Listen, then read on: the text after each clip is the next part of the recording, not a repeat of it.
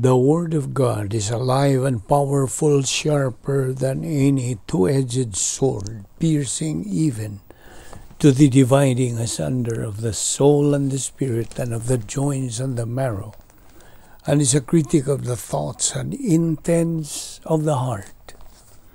Ang tibuok nga kasulatan gipaginawa sa Dios o may kapuslanan, alang sa pagpanudlo, alang sa pagpamadlong, alang sa pagpanulid, ug alang sa pagmatuto sa pagkamatarong ano ng tao sa Dios mamahingpit, masinangkapan alang sa tanang maayong buluhaton. Welcome everyone once again to our daily Bible study ubos sa Balbido Evangelistic Ministry. Niya pa kita magadupot sa atong tulanan nga giuluhan, Developing Divine Viewpoint. Okay.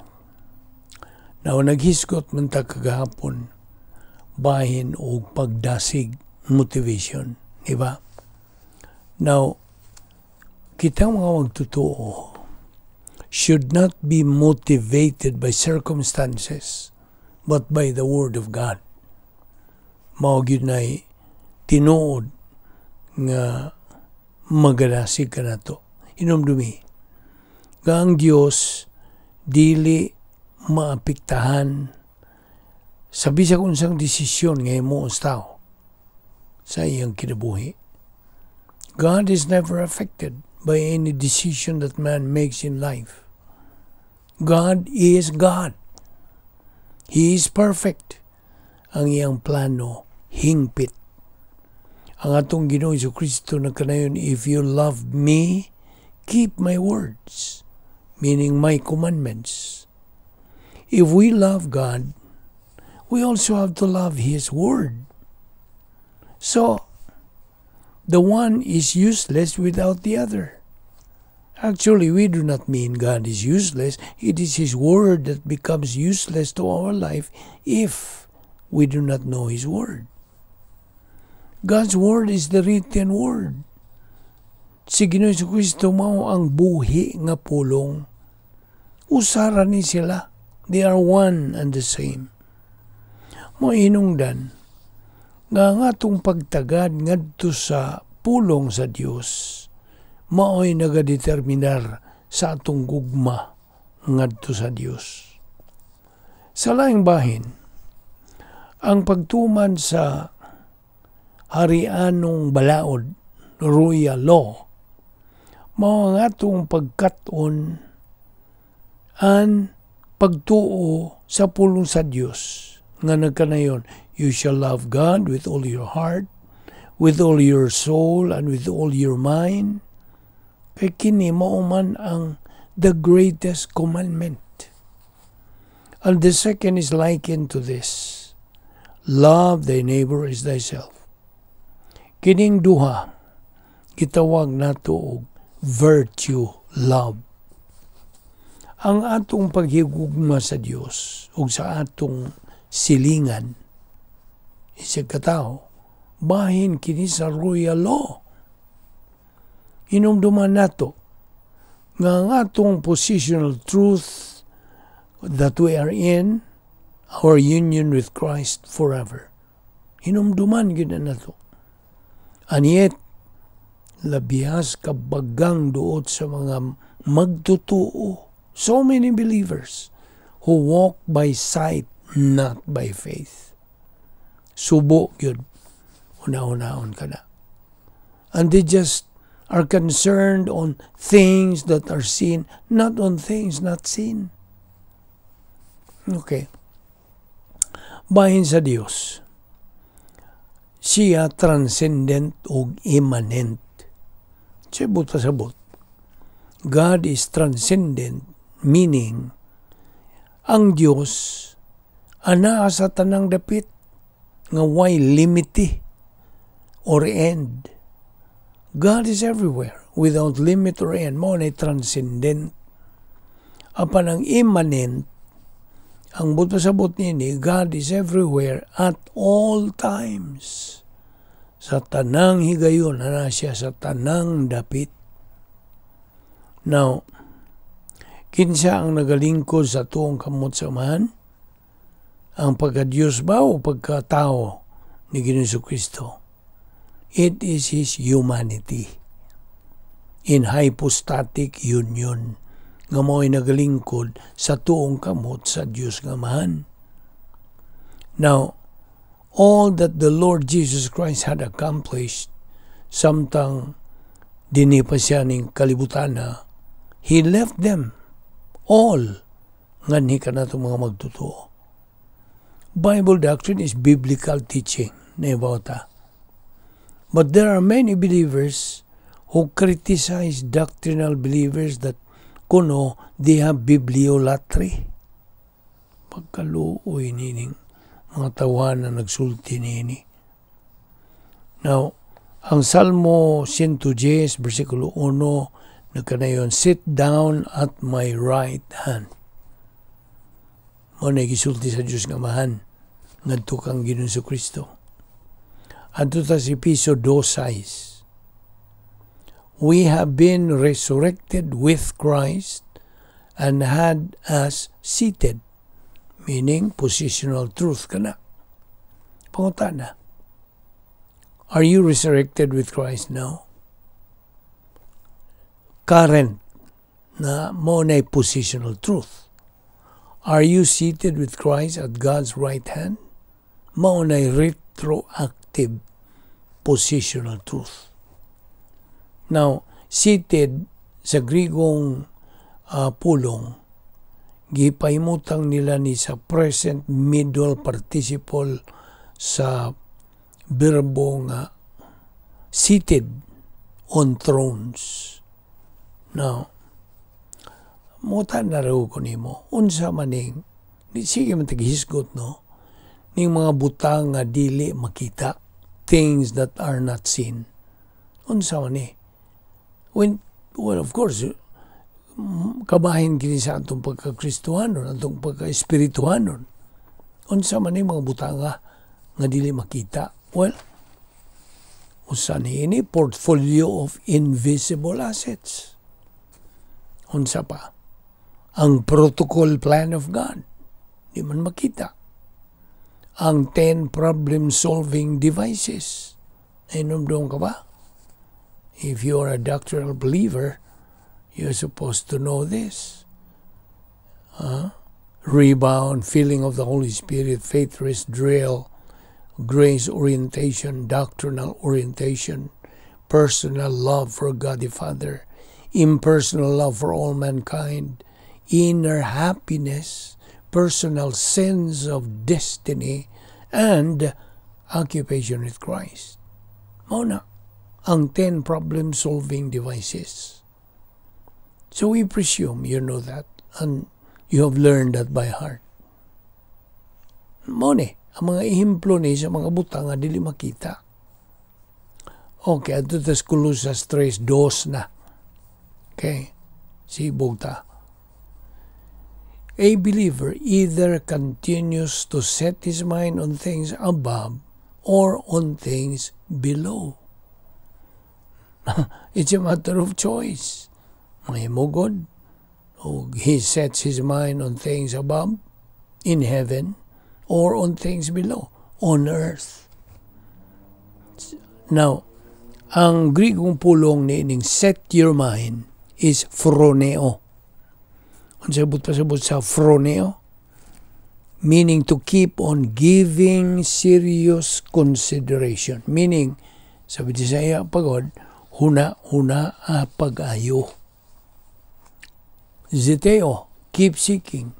Phroneo, ano to? Keep on giving serious consideration. Mo na right priority. Now, bahin sa pagtuo, faith. Kung may pagtuo ang usa ka magtutuo. Magtutuo gud siya pero wa siya kanang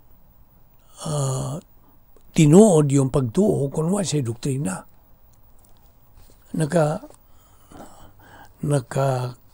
Sabot ka ba sa akong pasabot? Without doctrine ba? Magtutuo siya apan Wa man siya gana lagi magtuon sa pulong sa Dios. Wa siya gugma, wa tinguha nga mutumo ang iyang kalag, kuwa'y panahon, nga ikagahinis, pagtuon sa pulong sa Dios. Wa gyud siya gugma. So, ano yung gitawag sa English yung negative believer. Negatibo man. Ang iya bang attitude nga to sa pulong sa Dios pagtuon ini negatibo. Okay. So kay negatibo man siya, wa siya doktrina. Gusto? Ang magtutuo nga way doktrina, wa gyud siya matuod nga pagtuo. There is no true faith in him. Why? Tungod kay ang Roma 17 nagkalayon man, faith cometh by hearing, and hearing by the word of God. Noon sa man siya hearing, o man siya pag-hear o pagdungog sa pulong sa Dios. Therefore, ang iyang faith, wa gyud tinuod nga pagtuo diha kaniya. Now, nasayod ra batang nga the major issue sa Kristiyanong kinabuhi mao ang atong kabubuton, the big V. Inganda na tunig the big V kay volition man, kabubuton sa Bisaya. Kay ang matag magtutuo nang hinahanglag vitamin K vitamin K knowledge ba, knowledge of Bible doctrine muna. So unsa man ni tinuod nining for we walk by faith not by sight. Kaya wa man maligo na imong pagtuo. Wa man gyud kay tinuod nga pagtuo. So you cannot walk sumala sa gimbutan sa Dios. Ang imo ra gyud pag-walk ug pagkinabuhi pinaagi sa imong makita. Naman na sa 2 Korinto 5:7. For we walk by faith, not by sight. Now, kay ang validity of faith, depende kini, nag-aagad kini sa tumong sa pagtuo. The validity of faith depends on the object of faith. Kinsa man ang object of faith in salvation? It's only the Lord Jesus Christ. Mao kanay tumong sa atong pagtuo kung bahin nagkaluwasan si Ginoong Kristo ra. Because the question is asked, human ka maluwas unsa man? Unsa may mong buhaton?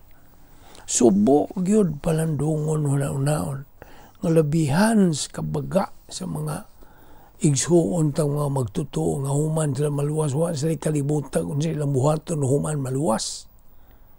Pagkaluoy. Mao man ni dako kayo pangutana after salvation, what needs to be done after a person is saved? Unsa man gyud tinuod nga tubag nini? Kanunay gyud nato ning balik-balik.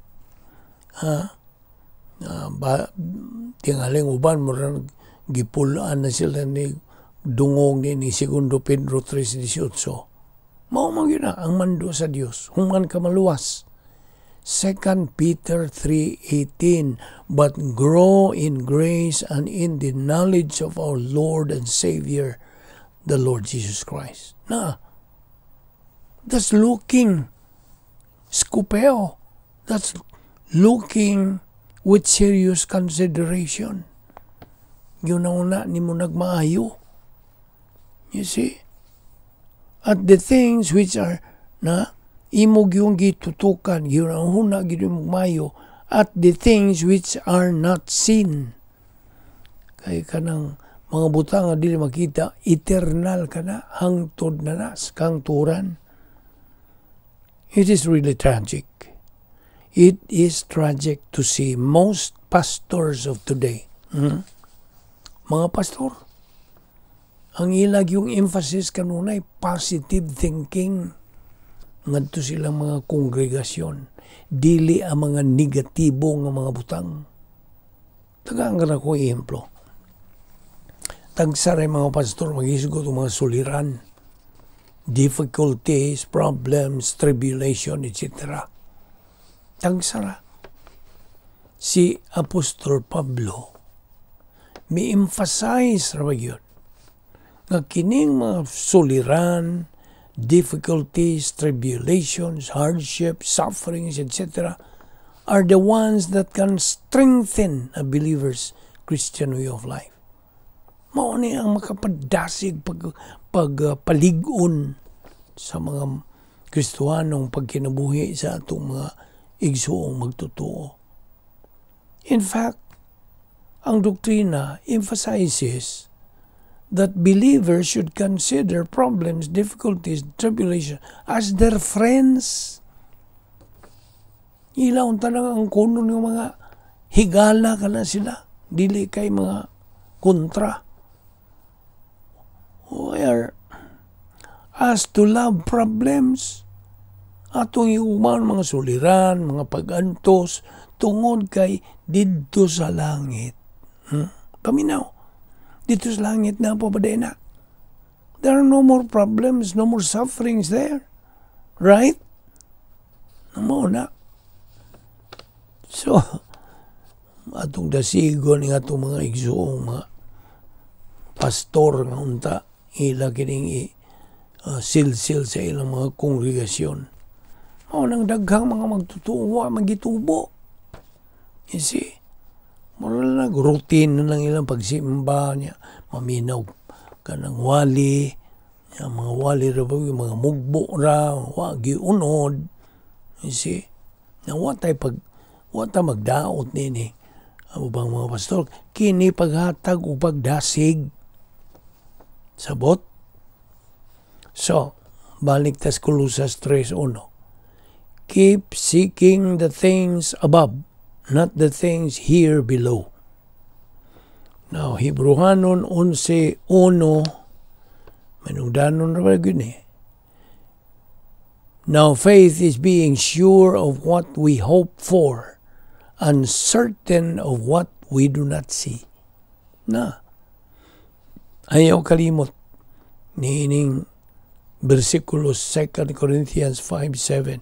We live by faith, not by sight. Okay? Ato ni ipadayon ugma. So ayaw sipyat sa pagsunod ni ang tudma tuhog yun nato ang unod ni ining maong pagtulunan nga labing gikinahanglan nato ingon nga mga magtutuo ni Ginoong Jesucristo. Salamat sa Dios ni ining tanan. Salamat o Dios ni imong pagpatinaw, paglamdag ka na mo, bahin ni mga butanga. Dada kami pagbaling ugma. Ni ining among pagpadayon sa pagtuon sa imong mga kamaturan. Kining tanan among gipasalamatan sa ngalan ni Ginoong Jesucristo. Amen.